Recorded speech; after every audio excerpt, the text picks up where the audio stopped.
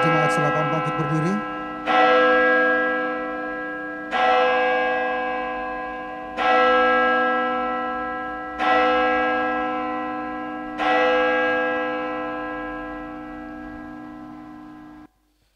Shalom jemaat yang dikasihi Tuhan. Bersyukur hari ini kita masih bisa beribadah bersama. Sekalipun di rumah kita masing-masing, biar kita tetap memiliki kerinduan untuk dapat terus menikmati akan Tuhan. Mari sebelum kita akan memulai akan ibadah kita mengambil waktu teduh di hadapan Tuhan.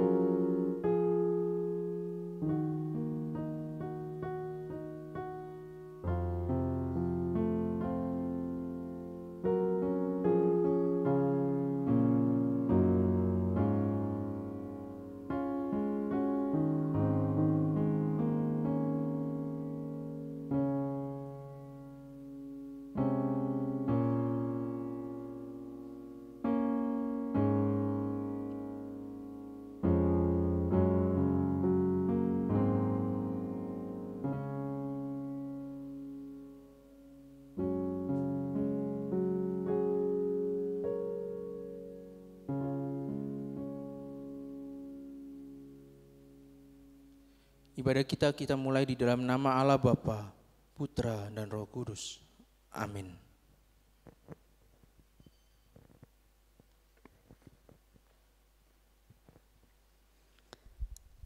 Mazmur 5 ayat 12 dan 13. Tetapi semua orang yang berlindung padamu akan bersuka cita.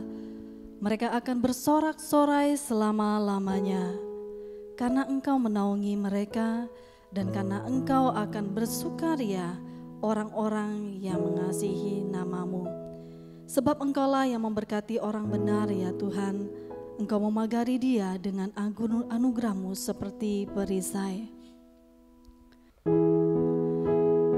Dia Bapa yang selalu menyatakan kasih setianya. Tidak pernah berhenti untuk menyatakan dan terus menyatakan dalam kehidupan kita. Biarlah kita senantiasa tidak akan pernah berhenti untuk mengharapkan kasih setia Tuhan. Dialah Bapa yang baik.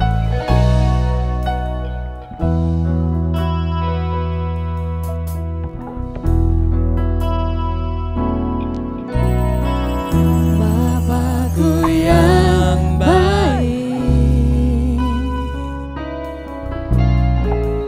Kau sangat ku cinta, lebih dari segalanya di dalam hidupku. Bapakku yang baik, Engkau yang ku perlu, lebih dari segalanya. Kasih-Mu bagiku tak pernah berakhir, kasih setiamu selalu nyata dalam hidupku. Tak pernah berhenti berharap padamu, Yesusku, Kau segalanya.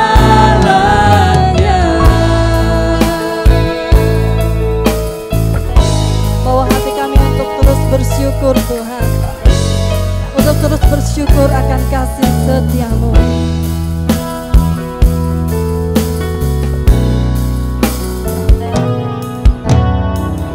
Bapakku yang baik, Engkau sangat ku cinta, Kau sangat ku cinta, lebih dari segalanya di dalam hidupku. Oh Bapa yang baik, oh Bapa yang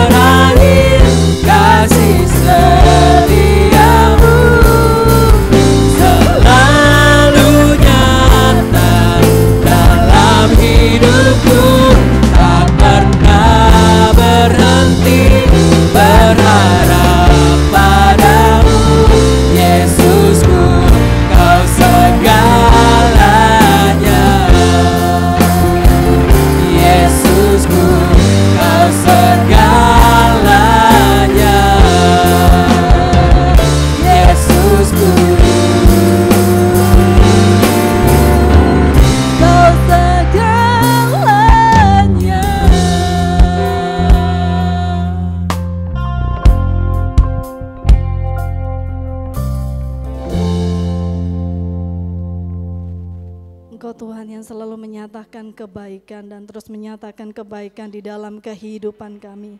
Tidak pernah sedetik pun Engkau membiarkan kami berjalan sendiri.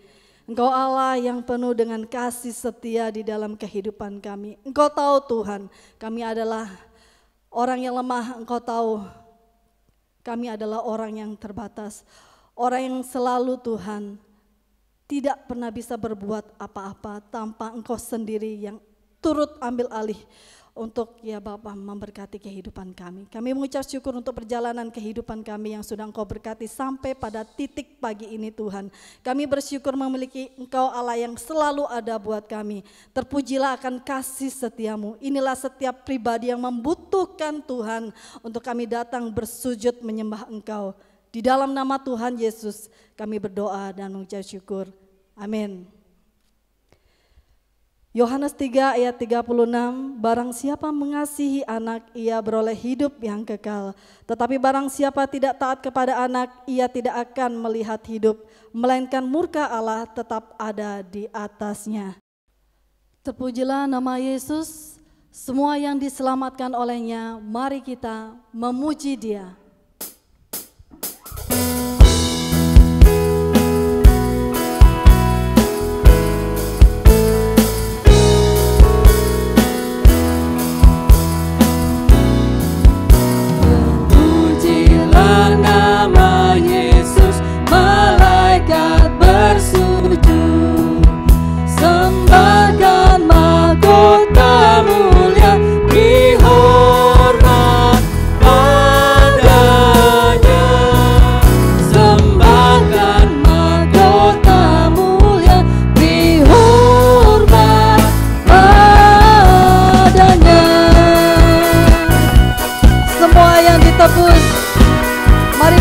Bersyukur atas anugerahnya.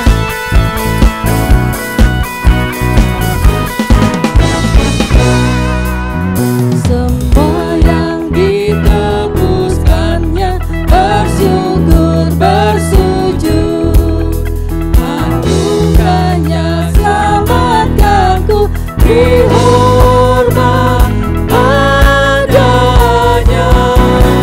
Anugerahnya selamatkanku, dihormat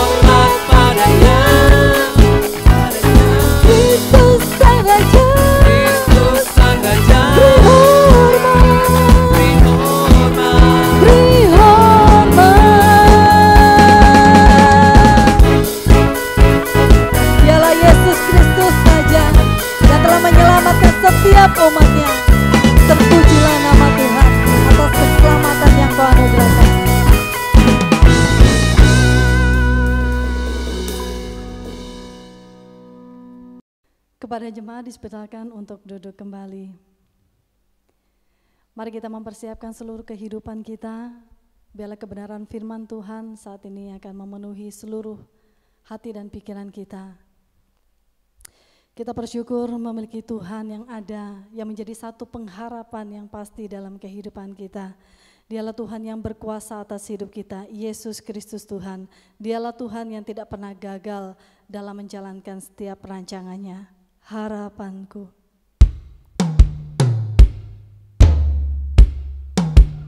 Mari dengan penuh ucapan syukur kita menaikkan pujian ini atas karyanya.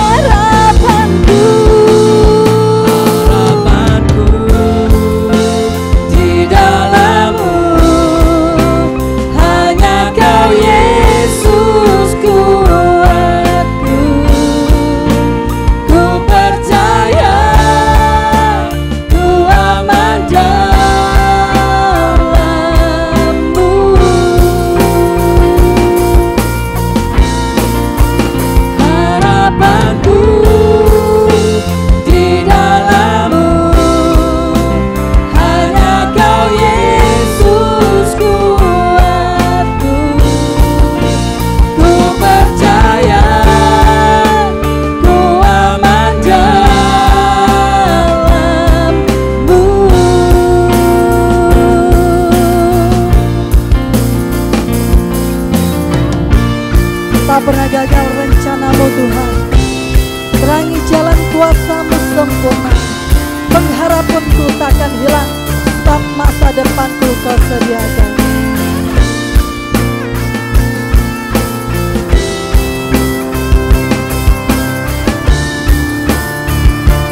Sama-sama nyatakan, tak pernah gagal rencanamu. Terangi jalanku, kuasa-Mu sempurna. Pengharapanku takkan hilang, sebab masa depanku Kau sediakan. Tak pernah gagal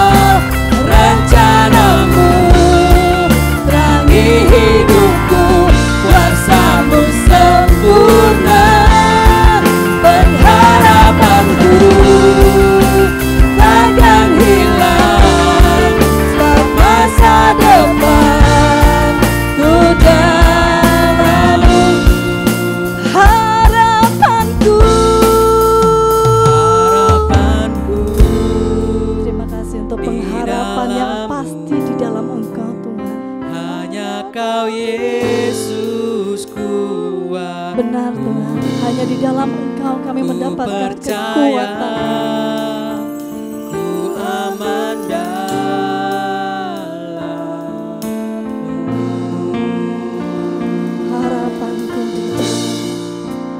Harapanku di dalam-Mu,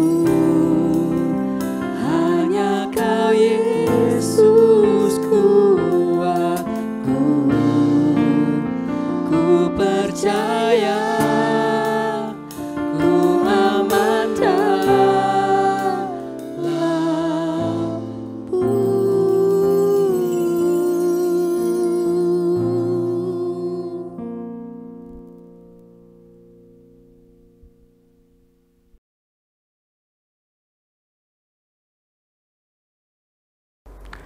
Halo saudara-saudara yang terkasih dalam Kristus Yesus, khususnya Bapak Ibu saat ini, saudara-saudara sekalian yang ada di GKK Indonesia Jemaat di Palu. Apa kabar Bapak Ibu saudara sekalian?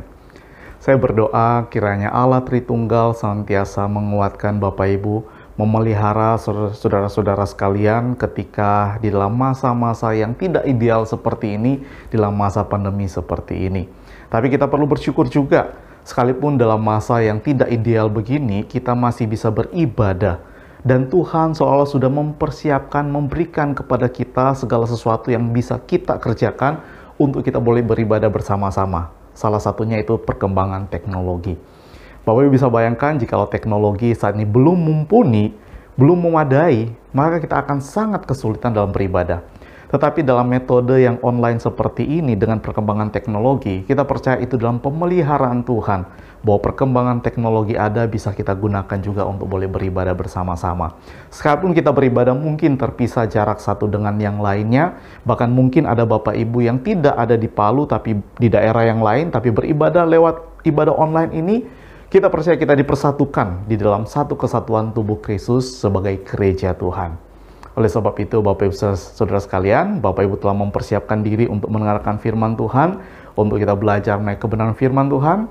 Mari kita mau berdoa terlebih dahulu. Mari kita berdoa. Bapa di dalam surga, saat ini kami akan merenungkan firman-Mu ya Tuhan. Kami ingin belajar tentang kemahakuasaan Tuhan. Tuhan tolong di dalam waktu ini, berikan kami konsentrasi untuk boleh mempelajari mengenai firman-Mu. Biarlah kami boleh mendengarkan firman-Mu ini yang akan dibacakan dan kami akan renungkan bersama-sama, belajar bersama-sama. Tuhan tolong sertai. Kami berdoa kiranya Roh-Mu yang kudus, Allah Roh Kudus, tolonglah kami untuk belajar firman Tuhan pada saat ini. Allah Roh Kudus, berikan pencerahan kepada kami, sehingga kami boleh memahami akan isi kebenaran pada firman Kristus Yesus. Sehingga firman ini bukan hanya kami dengarkan dan kami pikirkan, tapi boleh menjadi daging dalam hidup kami. Tolong ya Tuhan, berbicaralah kepada kami karena kami telah siap untuk mendengar. Demi nama Kristus Yesus, kami berdoa. Amin. Bapak Ibu saudara sekalian yang terkasih dalam Kristus Yesus, saya diberikan tema tentang Allah yang Maha Kuasa. Wow, saudara, ini merupakan tema yang tidak gampang saudara untuk kita berbicara mengenai kemahakuasaan Allah. Saudara, apalagi di dalam kondisi yang seperti ini ya, rasanya ini menjadi suatu pertanyaan yang relevan. Apakah Allah Maha Kuasa di tengah-tengah pandemi yang belum berakhir? Nah saudara-saudara, saat ini kita mau membacakan firman Tuhan. Mari Bapak Ibu boleh melihat di dalam kitab Bapak Ibu sendiri yang ada di rumah, dan saya akan membacakan bagian firman Tuhan pada saat ini. Saudara, saya akan bacakan beberapa bagian lewat yang telah diberikan, nats yang telah diberikan kepada saya. Saya membaca dari Ayub pasal yang ke-38, ayat yang ke-4. Begini bunyi firman Tuhan. Di manakah engkau ketika aku meletakkan dasar bumi? Ceritakanlah kalau engkau mempunyai pengertian. Kemudian kita beranjak kepada Ayub pasal yang ke-42. Saya akan membacakannya ayat pertama hingga yang ke-6. Begini bunyi firman Tuhan. Maka jawab Ayub kepada Tuhan, "Aku tahu bahwa Engkau sanggup melakukan segala sesuatu dan tidak ada rencanamu yang gagal. Firman-Mu, siapakah dia yang menyelubungi keputusan tanpa pengetahuan? Itulah sebabnya tanpa pengertian aku telah bercerita tentang hal-hal yang sangat ajaib bagiku dan yang tidak ku ketahui. Firman-Mu, dengarlah, maka akulah yang akan berfirman. Aku akan menanyai Engkau supaya Engkau memberitahu aku. Hanya dari kata orang saja aku mendengar tentang Engkau. Tetapi sekarang, mataku sendiri memandang Engkau. Oleh sebab itu, aku mencabut perkataanku, dan dengan menyesal, aku duduk dalam debu dan abu." Saudara, demikian pembacaan firman Tuhan kita pada saat ini. Saudara, di tengah-tengah kondisi pandemi COVID-19 ini, saudara, memang bukan sesuatu hal yang mudah bagi kita semuanya. Karena ini berdampak secara global mendunia. Banyak aspek terdampak daripada kondisi yang ada saat ini. Kita kehilangan orang-orang yang kita kasih atau orang-orang yang kita kenal. Dan mungkin itu sangat menyakitkan sekali hati kita. Ketika ada orang yang kita kasih tiba-tiba harus meninggal dunia karena terkena daripada virus COVID-19 ini. Atau bahkan dampak lainnya daripada pandemi ini. Mungkin ada di antara Bapak Ibu saudara sekalian yang kehilangan pekerjaan. Sungguh tidak mengenakan hati, bukan? Sungguh tidak membawa damai sejahtera dan sungguh membingungkan. Tapi ini situasi yang sedang kita hadapi saat ini. Dan mungkin ada Bapak Ibu yang memiliki usaha atau baru merintis usaha. Tiba-tiba itu semua harus kacau. Dan mungkin Bapak Ibu mengalami kebangkrutan, kerugian, atau bahkan ada yang harus menutup usahanya karena dampak pandemi seperti ini. Oleh sebab itu, seperti saya katakan di awal tadi, menjadi suatu hal yang relevan, suatu yang kontekstual pada saat ini ketika kita bertanya, Tuhan, mengapa terjadi? Dan pertanyaan ini biasanya akan membawa kita pada suatu pertanyaan yang lebih lanjut lagi. Tuhan, bukankah Engkau Maha Kuasa? Jikalau Engkau Maha Kuasa, bila manakah Engkau akan bertindak? Jikalau Engkau Maha Kuasa, apakah Engkau akan berdiam diri dengan kondisi yang menimpa kami seperti ini? Saudara, ini pertanyaan yang manusiawi, saudara. Ketika kita mau bertanya tentang Allah kita, Allah yang kita percayai, imani sebagai Allah yang Maha Kuasa, apakah Dia tidak mengambil tindakan apa-apa di tengah-tengah kondisi yang seperti ini? Saudara, mengapa kita bertanya seperti ini, saudara? Karena memang pada umumnya, pikiran umum manusia itu akan berpikir bahwa kalau kita orang baik, seharusnya tidak menderita seperti ini. Karena orang baik tidak seharusnya mengalami penderitaan. Apalagi kita, orang percaya, orang beriman, orang yang melayani Tuhan, orang yang senantiasa juga berbagi kasih dengan orang yang membutuhkan. Kita melakukan perintah Tuhan. Tapi kenapa kondisi itu seperti ini, saudara? Saudara yang terkasih dalam Kristus Yesus, pemikiran seperti ini menjadi pola pikir yang umum dalam manusia di sepanjang sejarah. Kita lihat orang-orang Yunani, saudara, bagaimana mereka berdoa kepada dewa-dewa mereka. Ketika mereka dalam pemikiran mereka, ketika mereka berdoa untuk dewa-dewa mereka di kuil-kuil dewa mereka, maka dewa mereka akan tambah kuat. Itu sebabnya dewa-dewa mereka membutuhkan doa-doa dari manusia. Maka manusia-manusia ini berdoa dan dewa jadi tambah kuat. Dampaknya yaitu dewa-dewa itu memberkati mereka. Dewa-dewa itu memberikan kekuatan kepada mereka, memberikan kemenangan kepada mereka, memberikan kesehatan kepada mereka, memberikan pangan yang berlimpah, kesuburan yang berlimpah kepada mereka. Nah, itu pemikiran manusia itu seperti itu, saudara. Dan bahkan pada zaman kuno, pemikiran ini sudah ada, yaitu disebut dengan prinsip retribusi. Sekali lagi, pemikiran yang seperti ini itu sudah ada di zaman kuno, yang disebut dengan prinsip retribusi. Bapak Ibu, kalau kita dengar kata retribusi, pikiran kita tuh apa? Oh, biaya retribusi parkir, ya kan? Artinya, kita mau dapat parkir, kita bayar sejumlah uang. Atau biaya retribusi untuk masuk ke tempat-tempat tertentu. Kita mendapatkan kepuasan lewat masuk ke tempat tertentu, tapi kita harus membayar. Jadi ada istilah itu bayar jasa, seperti itu. Nah, seperti itulah yang terjadi prinsip retribusi. Secara sederhana, prinsip retribusi ini berkata seperti ini. Orang benar itu sejahtera, dan orang jahat itu pasti menderita. Nah, itu prinsip retribusi itu seperti itu. Jadi ada balas jasa. Kalau engkau berbuat kebenaran, maka hidupmu sejahtera. Kalau engkau berdoa kepada dewa-dewamu, kepada Tuhanmu, kepada ilahmu, maka ia akan memberkatimu dan engkau hidupmu sejahtera. Tapi kalau engkau jahat, engkau melakukan kejahatan, maka hidupmu akan menderita. Nah, saudara, dalam zaman kuno, prinsip retribusi ini itu orang-orang menghidupi seperti itu. Dan saudara yang terkasih, ini pun bisa terlihat di dalam kehidupan daripada anak Tuhan yang hidup di zaman kuno, saudara. Yang saat ini kita akan renungkan bersama-sama mengenai kisah hidup yang sudah kita baca pada saat tadi, yaitu kisah tentang Ayub, saudara. Saudara, siapakah Ayub? Saya percaya kebanyakan kita pasti sudah tahu tentang kisah Ayub, begitu bukan, saudara? Kita sudah mengerti tentang kisah Ayub. Kenapa? Karena ini kisah yang sangat populer. Dan kita tahu bagaimana kisah Ayub yang dikatakan dia sebagai seorang yang taat kepada Tuhan. Tapi kemudian di situ dikatakan Elai memberikan nama, yaitu iblis. Kalau kita lihat di Ayub pasal pertama, ayat yang ke-6. Datanglah juga iblis ketika Tuhan dan anak Tuhan itu sedang berkumpul. Katanya seperti itu, dikisahkan seperti itu. Nah, saudara, terjemahan yang lain itu tidak menggunakan kata iblis, tetapi menggunakan kata sang penantang. Kenapa? Karena memang dalam bahasa aslinya itu mirip ya, hasatan. Jadi ada yang menafsirkan sebagai satan, iblis, tapi ada juga menafsirkan sebagai penantang. Karena apa? Karena satannya itu dalam huruf kecil.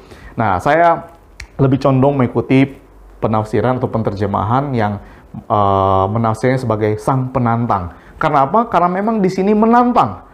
Sang penantang ini datang untuk menantang Tuhan bahwa klaim Tuhan tentang Ayub, bahwa Ayub orang yang benar, itu nggak benar. Karena Ayub pasti mungkin akan meninggalkan Tuhan kalau dia dalam kelemahan. Nah, maka Tuhan memberikan, oke, silakan. Oke, maka sang penantang ini berkata, oke, terima kasih, aku akan pergi menantang Ayub dengan menghancurkan akan hidupnya. Dan kita lihat apa yang akan terjadi pada Ayub. Nah, saudara, kira-kira kisah itu akan terjadi seperti ini, saudara-saudara, dalam yang diceritakan dari pasal yang pertama. Menarik, saudara, tentang siapakah Ayub. Saudara, Alkitab memberikan pengertian bukan dari manusia tentang siapa Ayub, tapi Tuhan sendiri yang berkata, yang mendefinisikan tentang siapa Ayub. Ayat yang ke-8 dikatakan seperti ini. Apakah engkau memperhatikan hambaku Ayub? Kata Tuhan, sebab tiada seorang pun di bumi seperti dia yang demikian saleh dan jujur, yang takut akan Allah dan menjauhi kejahatan. Saudara yang terkasih dalam Kristus Yesus, identitas Ayub tidak dikatakan dari manusia lainnya tentang siapa dia. Tapi identitas Ayub dikatakan dari Tuhan sendiri. Coba kamu lihat siapa Ayub. Dia adalah hambaku yang tidak ada seorang pun yang seperti dia, yang demikian saleh dan jujur, yang takut akan Allah dan menjauhi kejahatan. Saudara, menarik sekali identitas dari Allah tentang Ayub. Dan inilah yang seharusnya terjadi. Bahwa identitas kehidupan kita tidak ditentukan oleh siapapun, bahkan tidak ditentukan oleh bisikan si jahat. Tapi identitas kita ditentukan oleh Allah tentang diri kita. Adalah anak-anak Tuhan yang dikasihi olehnya. Saudara, berlanjut kemudian si penantang itu berkata seperti ini di ayat yang ke-9. Apakah dengan tidak mendapat apa-apa, Ayub takut akan Allah? Nah, saudara, ini pertanyaan yang penting. Saudara, ketika sang penantang itu bertanya, kira-kira bahasa sederhana itu seperti ini. Yakin, kalau misalkan Ayub kehilangan semuanya, tidak dapat apa-apa, dia masih tetap akan takut akan Allah? Yakin. Saudara, pertanyaan ini itu sangat penting dalam kehidupan kita dan relevan dalam kehidupan spiritual atau kehidupan kerohanian kita. Bagaimana kalau kita mengubahnya menjadi pertanyaan bagi kita. Apakah jika kita tidak dapat apa-apa, bahkan kehilangan yang mungkin saat ini sedang kita alami, kita menderita, kita tidak mengalami kesembuhan, apakah kita akan tetap takut akan Allah? Apakah kita akan tetap menyembah Dia sebagai Allah yang Maha Kuasa? Saudara, ini pertanyaan yang kalau kita pikirkan, renungkan, tidak mudah untuk kita jawab. Saya percaya, kalau saya tanyakan, apa Bapak Ibu percaya Tuhan itu Maha Kuasa? Apa Bapak Ibu percaya Tuhan itu Maha Baik? Apa Bapak Ibu percaya Tuhan itu Maha Tahu? Apa Bapak Ibu percaya bahwa Tuhan mendengar doa-doa kita semuanya? Saya percaya Bapak Ibu akan menjawab, iya pasti. Kita percaya akan hal itu. Tapi saudara-saudara, seringkali apa yang kita percayai itu tidak seperti apa yang kita alami. Dan ketika kita sudah mengalami, mungkin ada pertanyaan-pertanyaan lain yang keluar dari mulut kita. Dan ini akan kita lihat apa yang terjadi pada Ayub. Saudara, ketika Ayub mengalami masalah, ditimpakan masalah oleh sang penantang itu, maka dikatakan kalau kita kembali pada Ayub pasal yang pertama, saudara, di situ Ayub mengalami masalah demi masalah terjadi. Dia kehilangan harta benda, dia kehilangan ternak-ternaknya. Dan kemudian di dalam pasal 1 ayat 13-19 beruntutan masalah yang terjadi, bahkan pada akhirnya dikatakan apa? Semua anak-anaknya itu harus mati karena tertimpa musibah. Saudara, kalau kita mengalami di posisi Ayub, mungkin kita akan sangat syok sekali, bukan? Dan saya percaya Ayub juga sangat syok sekali, saudara. Dan bukan cuma itu yang dia alami, tapi kemudian bencana kedua datang lagi kepada dia. Itu apa? Dia harus dikatakan mengalami sakit. Pada pasal 2 ayat 7-9. Dia harus mengalami sakit di mana bara itu di seluruh tubuhnya. Sampai kemudian orang yang paling dekat dengan dia, yaitu istrinya, yang seharusnya itu menguatkan dia, sampai kemudian itu marah sekali. Dan sampai berkata, kutuki Tuhanmu itu. Apa-apaan ini? Kamu sudah seolah-olah ingin berkata, kamu ini sudah menjadi orang saleh, tapi kok ini yang kamu terima? Nah, prinsip retribusi, saudara. Orang saleh, orang benar seharusnya sejahtera. Orang jahat seharusnya menderita. Lah Ayub ini kok berbeda? Orang benar, kenapa jadi menderita? Kenapa orang benar tidak sejahtera? Terbalik, bukan? Saudara, ada sesuatu yang berbeda, tetapi menarik bagaimana kemudian perjalanan iman Ayub itu menghadapi masalah demi masalah yang ada. Saudara, bagaimana Ayub itu mengatasi situasi yang ada. Coba perhatikan ayat pertama, pasal pertama ayat yang ke-21. Ketika bencana pertama terjadi, dia kehilangan harta benda, kehilangan ternak-ternak, dan bahkan kehilangan anak-anak yang dikasihi. Dia berkata seperti ini, dengan telanjang aku keluar dari kandungan ibuku, dengan telanjang juga aku akan kembali ke dalamnya. Tuhan yang memberi, Tuhan yang mengambil, terpujilah nama Tuhan. Wow, saudara, menarik ya, iman Ayub. Di tengah-tengah masa yang terjadi, dia masih mengatakan, Tuhan yang memberi, Tuhan yang mengambil, terpujilah nama Tuhan. Ketika masalah yang kedua terjadi, bencana yang kedua terjadi, saudara, di pasal 2 ayat yang ke-10, ketika istrinya itu marah-marah kepada dia, apa yang dikatakan? Engkau berbicara seperti perempuan gila. Apakah kita mau menerima yang baik dari Allah tapi tidak mau menerima yang buruk?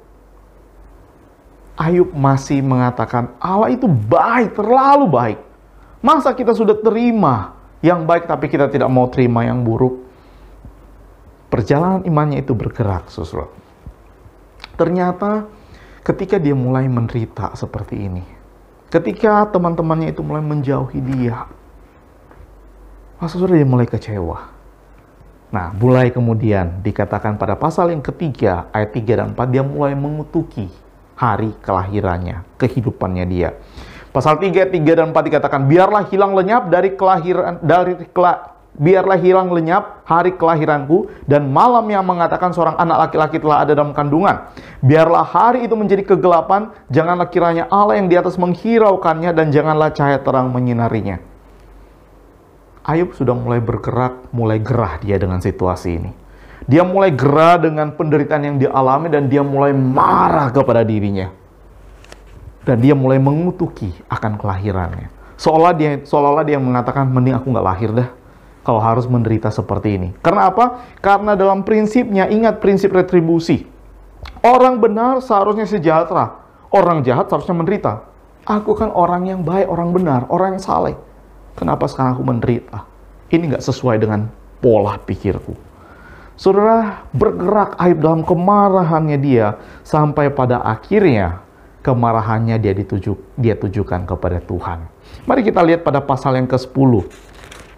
Pada pasal yang ke-10 ayat yang ke-8 hingga yang ke-9. Ayub berkata seperti ini. Tanganmu lah yang membentuk dan membuat aku, tapi kemudian engkau berpaling dan hendak membinasakan aku. Ingatlah bahwa engkau yang membuat aku dari tanah liat, tapi engkau hendak menjadikan aku debu kembali. Saudara, ayat ini dalam konteks Ayub mempertanyakan tentang Tuhan. Ayub marah kepada Tuhan. Ayub menyalahkan Tuhan. Nah, saudara lihat pergerakan Ayub. Dari yang memuji Tuhan, sekalipun penderitaan ada, bergerak terus sampai pada akhirnya dia menyalahkan, Engkaulah Tuhan, sumber daripada penderitaan yang kualami. Saudara, ada sebuah perjalanan iman yang bertemu dengan realita kehidupan. Apa yang Ayub percayai, prinsip retribusi itu, ternyata itu berbeda dengan realita yang dihadapi. Bahkan sampai dia berkata, kalau pasal 10 ayat 7a, Ayub berkata pada Tuhan, padahal engkau tahu ya Tuhan, bahwa aku tidak bersalah. Nah, menarik kali. Aku tidak bersalah. Dan Ayub tidak berbohong mengenai hal itu. Bahwa dia hidup saleh, hidup taat pada Tuhan. Tapi aku tidak bersalah, kenapa aku menerima penderitaan ini? Ini tidak sesuai dengan prinsip yang berlaku Tuhan. Tidak seharusnya seperti ini. Di mana engkau? Kenapa engkau tidak bertindak memulihkanku? Di mana engkau sebagai Allah yang Maha Kuasa? Saudara, pertanyaan-pertanyaan Ayub berusaha untuk membawa Tuhan itu menjawab sesuai dengan pola pikir yang umum pada saat itu. Tuhan, engkau seharusnya bekerja seperti ini. Bahwa orang baik dapat damai sejahtera, orang jahat menderita. Ini kenapa orang baik justru menderita? Engkau tidak boleh bekerja seperti ini. Engkau Allah yang Maha Kuasa, kenapa engkau bekerja seperti ini? Tidak sesuai dengan apa yang kami pikirkan. Saudara, permisi tanya. Apakah kita seringkali memasukkan Tuhan di dalam box pemikiran kita, dalam kotak pemikiran kita?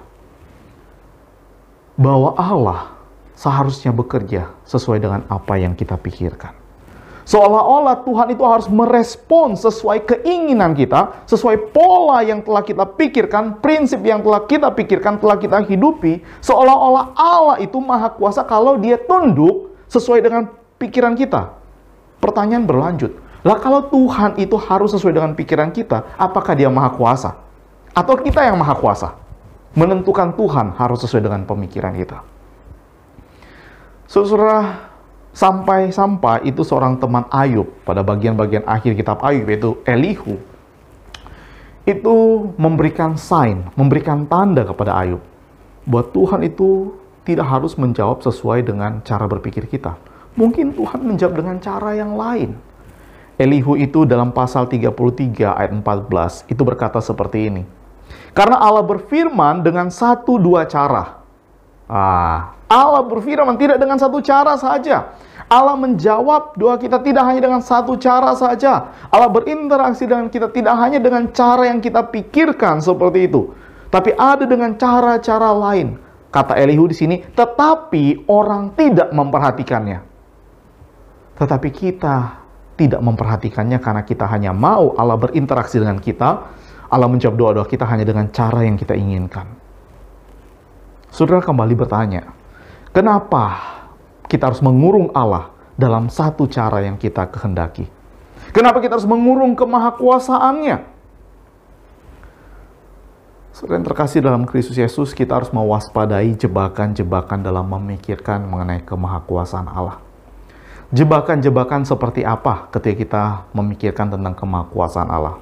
Jebakan yang pertama, ketika kita mulai berpikir bahwa, atau kita berkata, tidak ada yang mustahil bagi Allah.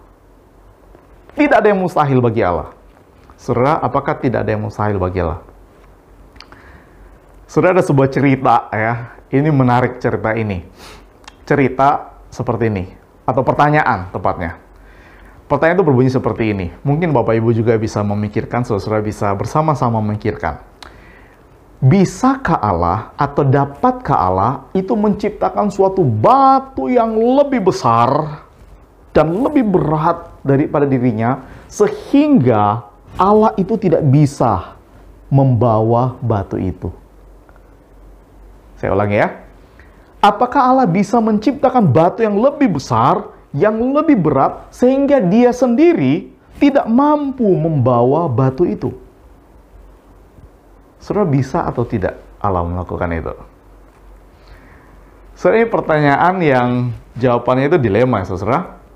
Kalau kita jawab, Allah bisa dong, kan dia maha kuasa. Oh, berarti Allah bisa menciptakan batu yang lebih besar dan lebih berat dari dirinya, sehingga dia tidak mampu dong. Allah menjadi tidak mampu? Oh iya ya. Oh enggak. Allah nggak bisa. Allah nggak bisa. Oh, kalau Allah nggak bisa, berarti Allah nggak maha kuasa dong. Nah, saudara, bagaimana pertanyaan ini?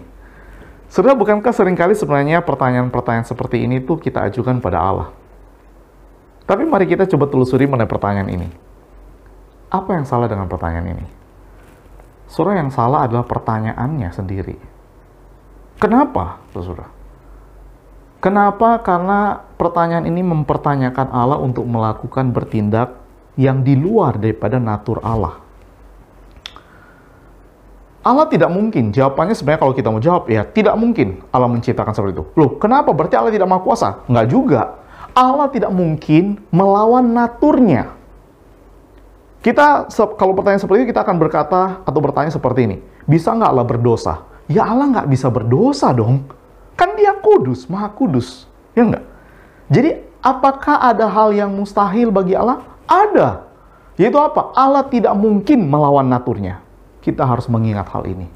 Allah tidak mungkin melawan natur kemahakuasaannya. Allah tidak mungkin melawan kemahatauannya. Allah tidak mungkin melawan kemahabaikannya. Allah tidak mungkin melawan dirinya sendiri. Saudara, kita harus berhati-hati dalam berpikir tentang Allah. Jangan sampai kita terjebak selalu berkata, tidak ada yang mustahil bagi Allah. Tidak ada yang mustahil bagi Allah. Allah mustahil, saudara, melawan dirinya sendiri. Allah mustahil melawan naturnya sendiri. Saudara yang terkasih dalam Kristus Yesus, di sini perlu kita pikirkan senantiasa. Jangan-jangan pertanyaan kita yang salah, yang kita berikan pada Tuhan. Jangan-jangan kita mempertanyakan kemahakuasaannya, pertanyaan kita yang salah. Saudara-saudara, hati-hati ketika mulai berkata tidak ada yang mustahil bagi Tuhan. Mari kita coba pikirkan, saudara, tentang bagian dari Allah, atribut Allah, karena dia tidak mungkin saling bertentangan satu dengan yang lainnya. Misalkan, bagian kemahakuasaan Allah dan kemahatauan Allah. Ia tahu segala sesuatu, ia tahu yang terbaik. Maka kalau kita relevansikan dalam kondisi saat ini, Tuhan sudah tahu nggak pandemi ini bakal terjadi? Pasti dia maha tahu. Tuhan maha kuasa nggak untuk menghentikan semuanya ini? Pasti dia maha kuasa untuk menghentikan. Karena itu tidak bertentangan dengan naturnya. Tapi kenapa dia tidak melakukan? Kalau dia tidak melakukan, berarti dia tidak maha kuasa dong. Oh, tunggu dulu. Apakah hanya karena Allah tidak melakukan, Allah tidak maha kuasa? Jangan-jangan Allah sudah tahu banyak hal. Dan pasti dia tahu semuanya, bukan? Kitanya yang terbatas pemikiran kita. Allah yang maha tahu, dia sudah tahu semuanya, dan dia mungkin tidak mengikuti apa yang kita inginkan. Karena dia tahu yang terbaik. Nah, saudara, dia maha kuasa dan maha tahu, tidak saling bertentangan, bukan? Demikian pula ketika Allah menjawab kepada Ayub, saudara. Sewaktu Tuhan menjawab kepada Ayub, dia menjawab dengan pertanyaan balik. Ketika Ayub sudah marah-marah dan marah kepada Tuhan, mempertanyakan pada Tuhan, maka di pasal 38 ayat yang keempat, Allah berkata kepada Ayub, oke, sini kamu. Sekarang kamu sendiri akan bertanya pertanyaan dan kamu jawab kepadaku. Di manakah engkau ketika aku meletakkan dasar bumi? Ceritakanlah kalau engkau mempunyai pengertian. Saudara, pertanyaan Allah ini merupakan pertanyaan yang retorik, artinya pertanyaan yang tidak mungkin bisa dijawab oleh Ayub. Ketika Allah bertanya demikian, di manakah engkau? ketika aku menciptakan dasar bumi. Ya pasti Ayub belum tercipta, ya kan? Dan kemudian ceritakanlah kalau engkau mempunyai pengertian. Artinya kalau engkau tahu, coba ceritakan tentang segala hal hikmat yang engkau ketahui. Bahwa apa yang terjadi adalah itu salah menurut pemikiranmu, dan bahwa engkau berhak menentukan sesuai dengan hikmatmu. Saudara, ketika Allah bertanya seperti ini, Ayub tidak bisa menjawab. Karena apa? Karena dia tidak maha tahu. Begitu juga dengan kita, saudara. Ketika kita bertanya kepada Tuhan, kenapa ini terjadi? Engkau kan Allah Maha Kuasa. Kenapa engkau tidak memulihkan atau tidak menghentikan pandemi ini? Kenapa engkau harus membiarkan saudara saya meninggal dunia? Kenapa engkau harus membiarkan kami kehilangan pekerjaan, kehilangan usaha? Bagaimana kami harus menghidupi keluarga kami? Kenapa engkau harus membiarkan Tuhan usaha saya bangkrut gara-gara pandemi ini? Katanya engkau Maha Kuasa. Saudara-saudara, kita menilai kemahakuasaan Tuhan seolah-olah kita maha tahu. Saudara yang terkasih dalam Kristus Yesus, hati-hati. Kita tidak maha tahu. Kita tidak tahu. Pengertian kita sangat terbatas. Jangan kita terjebak di dalam hal ini. Jebakan yang kedua, saudara, tentang kemahakuasaan Tuhan. Ketika kita berkata bahwa Tuhan Maha Kuasa kalau Dia bertindak menolong. Tuhan itu Maha Kuasa kalau Dia menolong. Ketika kita sedang mengalami penderitaan. Saudara, kalau kita lihat kisah Ayub, dalam menjalin pergumulan imannya, Allah tidak menolong Ayub, saudara. Kalau kita melihat kemudian pasal 42 bagian akhir, ternyata Allah memulihkan kondisi Ayub. Ingat, itu setelah Ayub mengalami perubahan dalam hidupnya. Setelah Ayub mengalami ditransformasi, mengalami pengenalan yang lebih dalam lagi tentang Tuhan, dia mengenal situasinya, dan saat itu situasinya tidak berubah, dia tetap dalam kondisi sakit. Tetapi pengenalannya yang berubah tentang Tuhan.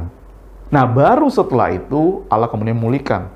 Tapi Ayub ketika dalam pergumulan imannya, Allah tidak memulihkan. Allah membiarkan dia dengan kondisi yang penderitaan yang ada.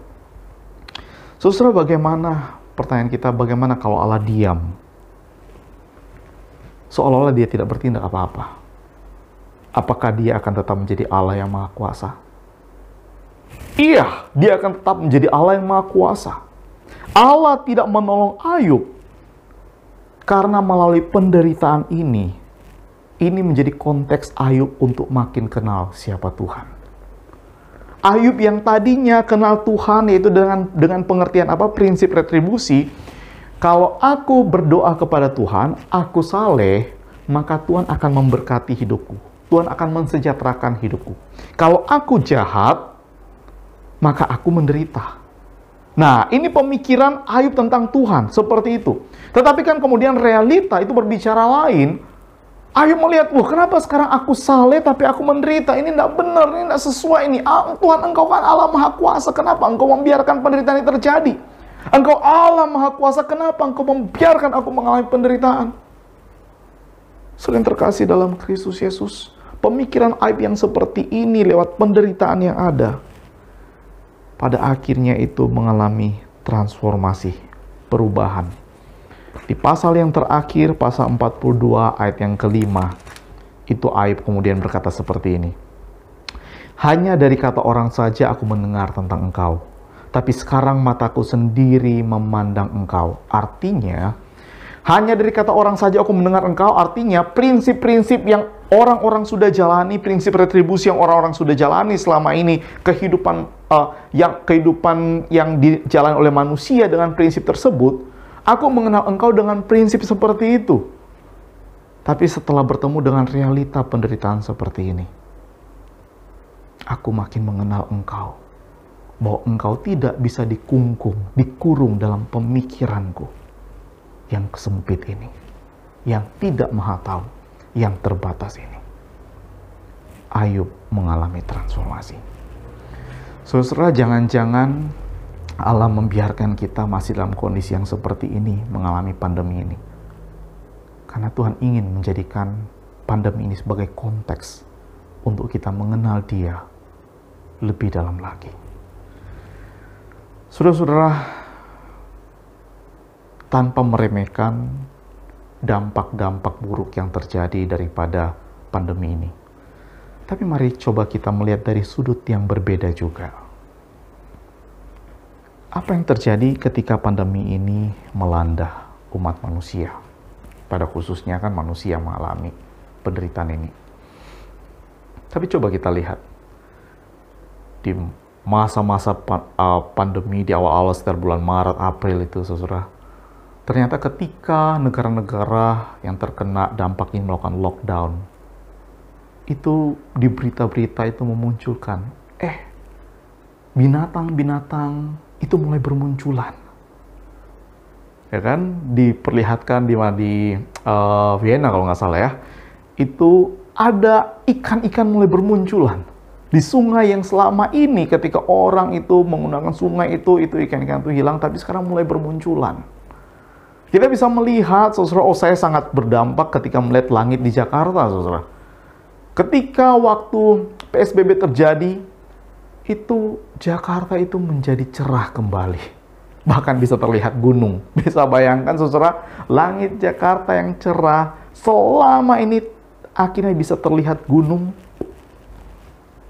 Saudara, mungkin benar perkataan seorang hamba Tuhan dalam sebuah khotbahnya ketika dia berkata seperti ini. Jangan-jangan virus itu adalah kita manusia yang menghancurkan ciptaan ini. Dan COVID-19 ini jangan-jangan adalah vaksinnya untuk memulihkan ciptaan dari kejahatan manusia. Saya tidak ingin berkomentar jauh lebih banyak, menafsirkan jauh lebih banyak mengenai hal ini. Tapi saya hanya ingin kita melihat, mari kita mencoba lihat dari berbagai sudut pandang. Bukankah ini juga bukti kemahakuasaan Tuhan? Tidak harus kan Allah itu maha kuasa kalau Allah mendatangkan kebaikan terus bagi kita? Kalau demikian berarti kita hanya hidup dalam prinsip retribusi, saudara. Saudara yang terkasih dalam Kristus Yesus, ketika Ayub mengalami Allah yang berbeda, mengalami kemahakuasaannya yang berbeda, bagaimana respons Ayub? Saudara, di pasal 42 ayat yang ketiga, Ayub itu berkata seperti ini. Firman-Mu, siapakah dia yang menyelubungi keputusan tanpa pengetahuan? Itulah sebabnya, tanpa pengertian aku telah bercerita tentang hal-hal yang sangat ajaib bagiku dan yang tidak ku ketahui. Di dalam pernyataan ini menunjukkan bahwa Ayub sadar akhirnya pada dirinya. Bahwa apa yang dia omongin selama ini, omel-omelannya dia selama ini, seolah-olah dia paling tahu. Ketika dia marah kepada Tuhan, seolah dia paling tahu arti kemahakuasaan Tuhan. Tuhan tuh harus begini, begini, dan begini.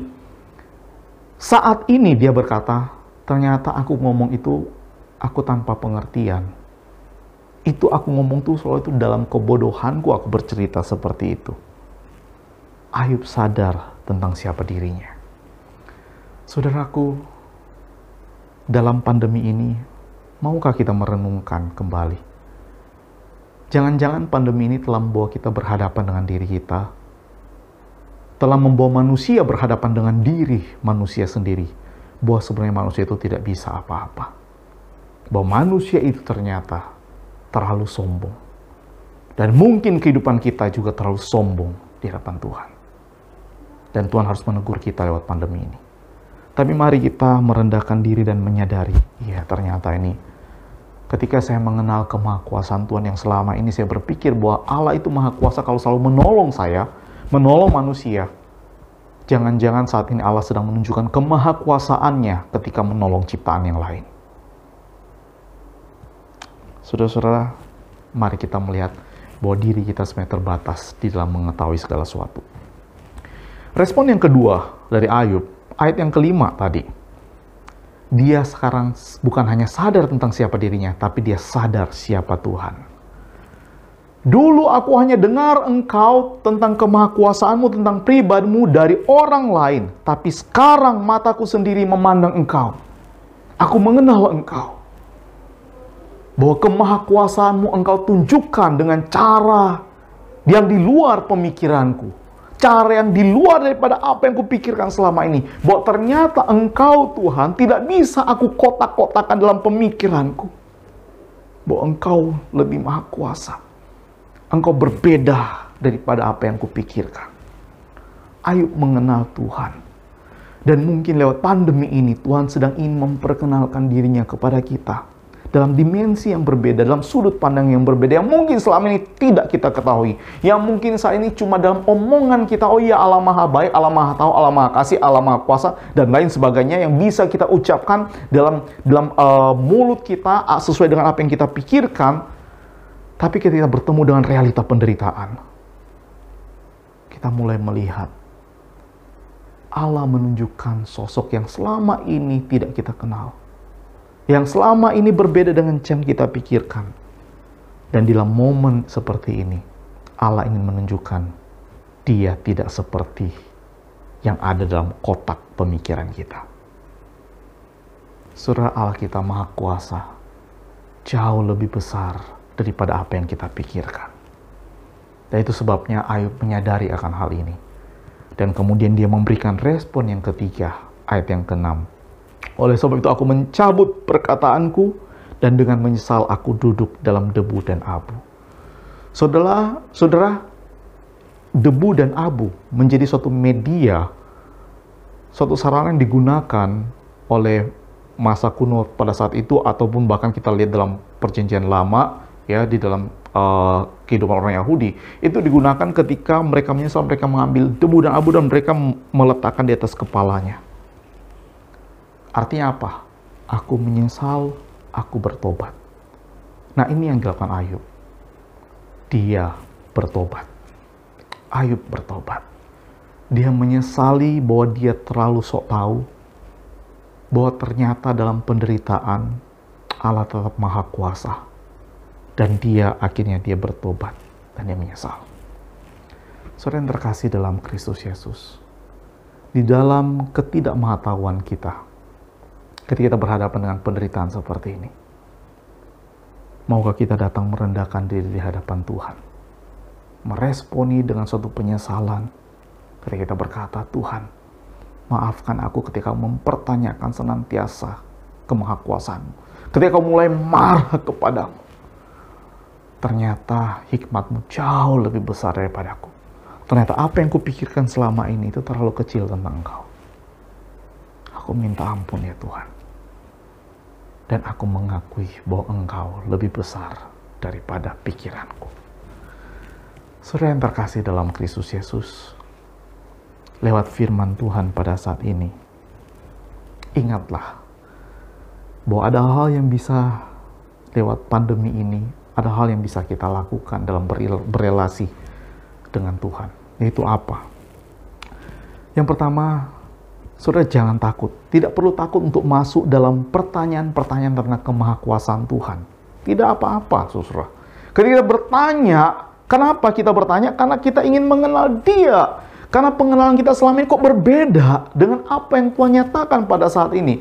Maka ketika kita mulai bertanya tentang kemahakuasaan Dia, kebaikannya, it's okay. Tidak apa-apa. Karena Tuhan mau justru kita berelasi dengan Dia supaya kita lebih dalam lagi akan pengenalan iman kita. Oleh sebab itu dalam kondisi pandemi seperti ini, tidak apa-apa kalau kita mau bertanya kepada Tuhan. Kenapa Tuhan? Kenapa terjadi? Kenapa terjadi? Di mana kemahakuasaan? Saudara, Tuhan akan menjumpai kita lewat pertanyaan-pertanyaan kita. Dan kita akan mengenal Dia dalam Allah yang tidak sama dengan pemikiran kita. Yang kedua yang bisa kita kerjakan itu, mari. Di dalam pertanyaan-pertanyaan itu kita mulai melihat, oh ternyata saya jangan memasukkan Allah di dalam kotak pemikiran kita yang sempit. Hati-hati. Dengan pandemi ini kita disadarkan banyak hal, bahwa Allah itu tidak bisa dimasukkan dalam kotak pemikiran kita. Jangan lakukan. Dan kemudian terakhir, mari Percayalah kepada kemahakuasaannya, sekalipun realita hidup tidak sesuai harapan. Ayub, ketika dia berkata, aku menyesal dan duduk dalam debu dan abu, kondisinya tidak disembuhkan, saudara. Tetapi pengenalan dia tentang Allah, kepada Allah, itu lebih dalam lagi, berubah.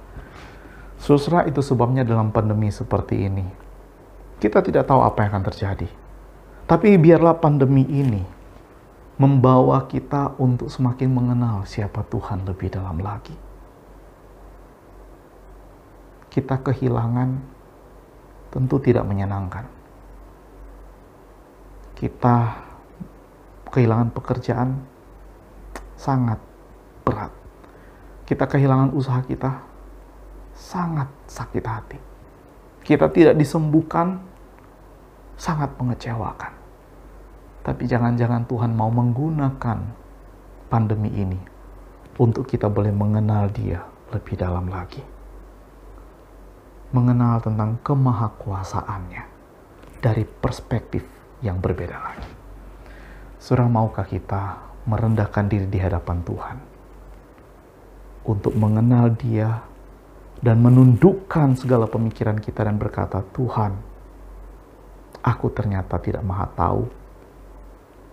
Aku ternyata itu terlalu sok tahu. Tapi saat ini dengan kondisi pandemi ini, aku diperhadapkan pada suatu pengenalan yang lebih dalam lagi akan Engkau. Yang berbeda lagi.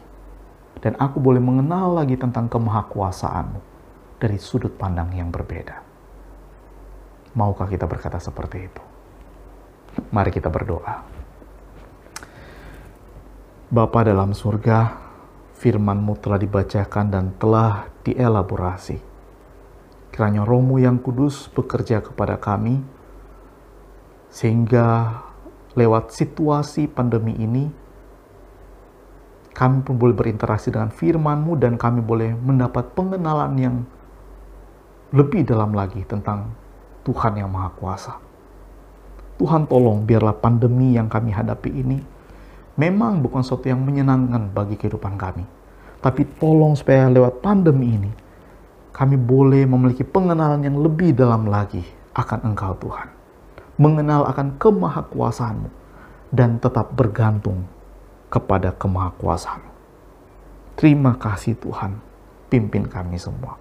Hamba berdoa bagi jemaat Tuhan yang saat ini sedang bergumul dalam kehilangan orang yang mereka kasihi karena terkena virus COVID-19, kehilangan pekerjaan karena dampak daripada pandemi ini, kehilangan usaha mereka, dan bahkan kehilangan kesehatan mereka.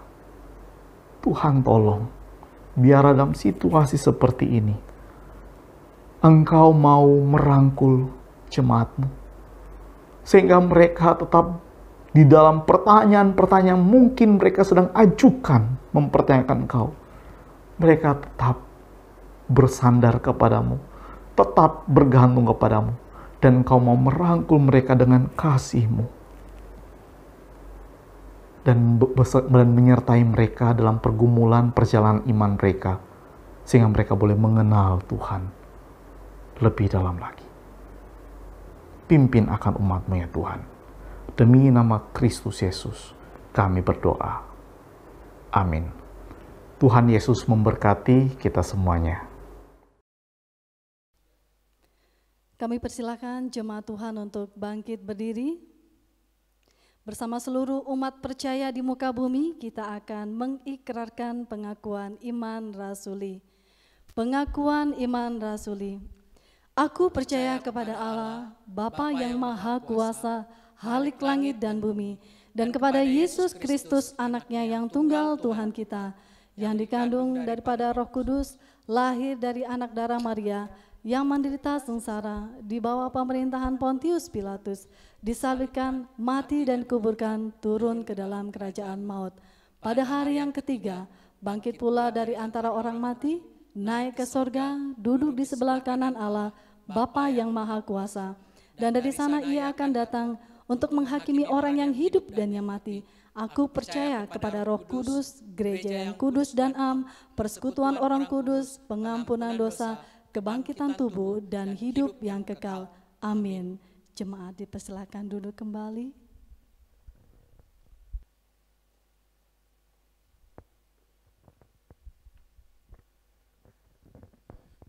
Mari kita bersama-sama menaikkan doa syafaat kita. Tuhan, kami bersyukur untuk kebaikan Tuhan, penyertaan dan pertolongan Tuhan di dalam hidup kami, ketika kami masih bisa bersama-sama beribadah. Dan waktu yang begitu indah juga Tuhan, ketika kami juga masih bisa untuk menaikkan akan setiap doa syafaat kami.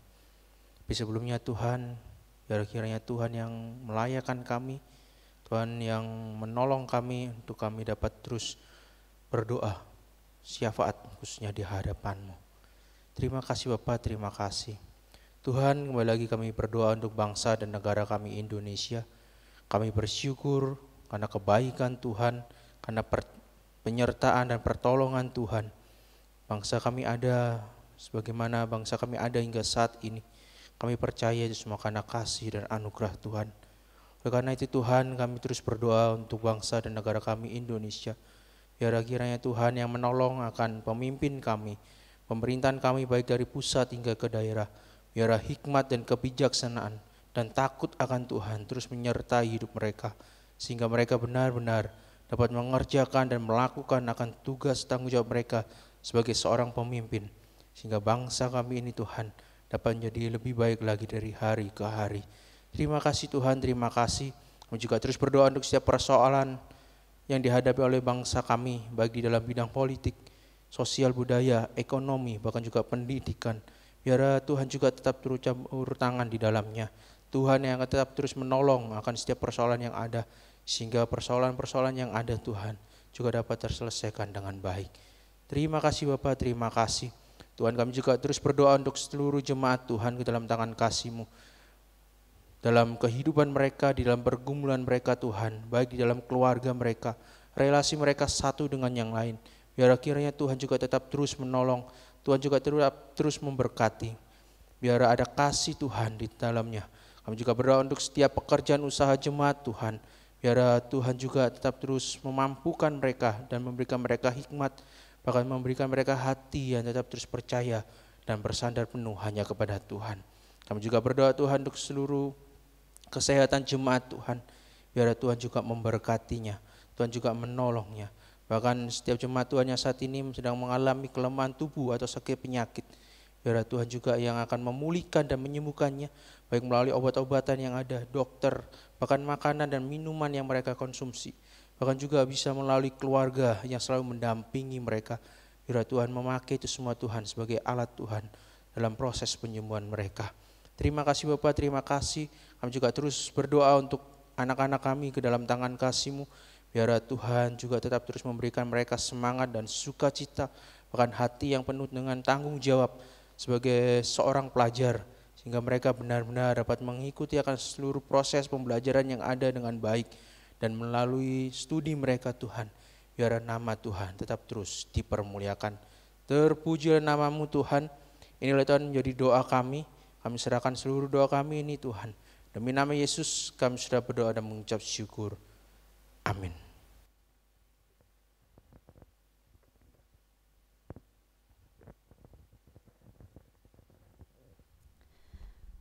Saatnya kita memberikan persembahan syukur kita. Mari kita nyatakan ucapan syukur kita dengan menjalankan persembahan.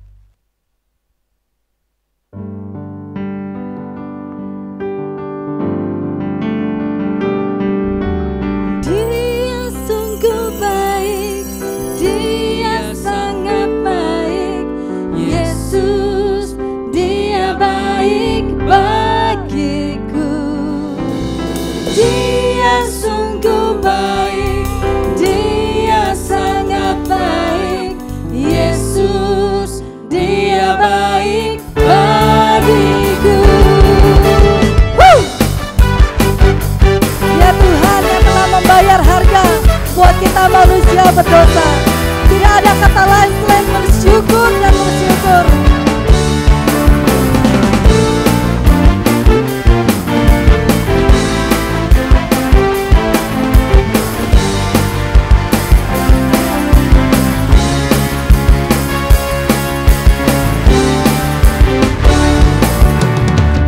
Dia mati bagiku, Dia bangkit bagiku. Tuhan Allah penyelamatku, kuasa maut dikalahkan, hidupku dipulihkan. Tuhan Allah benar, katakan Dia sungguh baik. Dia sungguh baik, yes. Dia sangat baik. Yesus, Dia baik bagiku. Dia sungguh baik, Dia sangat baik. Yesus, Dia baik bagiku. Dia ada dalamku, bergerak di hidupku. Tuhan Allah kekuatanku, dipenuhi hatiku dengan kuasa kasih-Nya. Dan Tuhan Allah sama-sama katakan,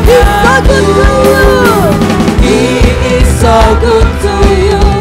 He is so good to me. Jesus is so good to you and me. He is so good to you. He is so good to me. Jesus is so good to you and me. He is so good to you. He is so good to me. Jesus is so good to you.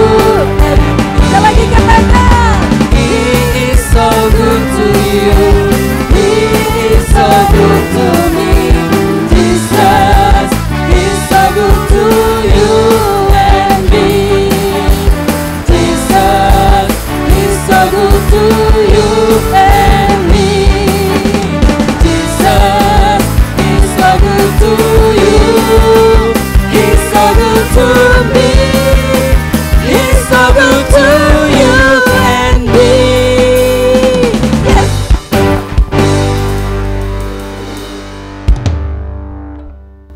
Mari kita satu dalam doa. Bapa yang baik, Bapa yang sungguh baik, Bapa yang terbaik buat kami semua. Terima kasih pada siang hari ini kami telah mendengarkan firman-Mu. Biar firman-Mu tetap hidup dalam kehidupan kami dan kami bisa melakukannya dalam kehidupan kami sehari-hari. Bapa, kami telah memberikan yang terbaik. Kiranya Engkau memberkati tangan-tangan yang sudah memberi dan dapat dipergunakan di gereja ini dengan sebaik-baik mungkin. Terima kasih banyak Tuhan Yesus. Dalam nama Tuhan Yesus kami menyerahkan doa ini. Haleluya. Amin. Amin. Kita akan mengakhiri ibadah pada siang hari ini. Jemaat dipersilakan untuk bangkit berdiri. Kita akan masuk di dalam doksologi dan doa berkat.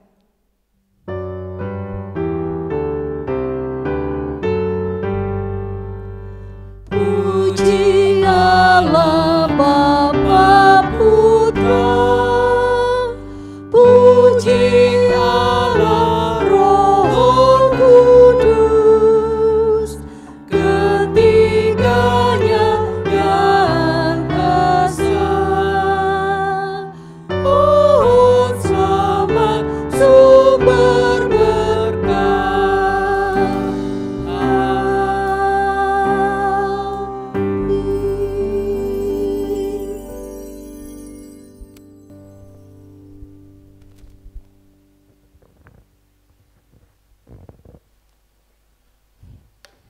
Mari kita berdoa.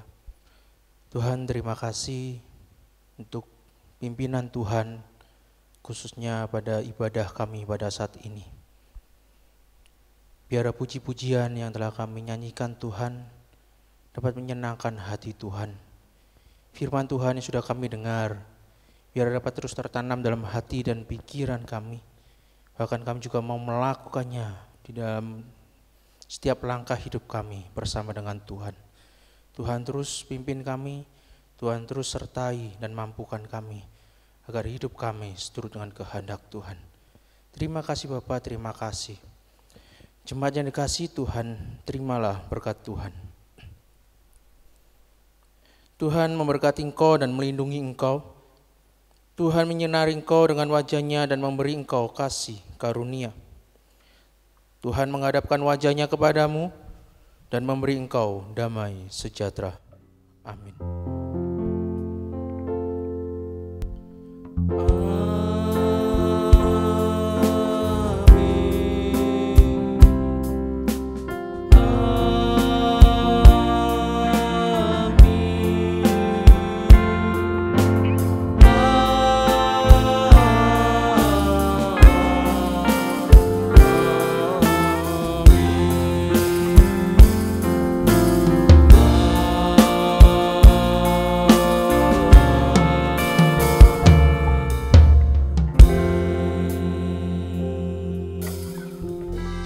Silakan duduk, ibadah kita selesai, silakan saat teduh.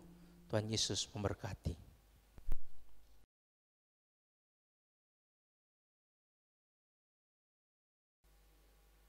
Kita mengucap syukur Tuhan sudah menolong jalannya ibadah dari pagi hingga siang hari ini.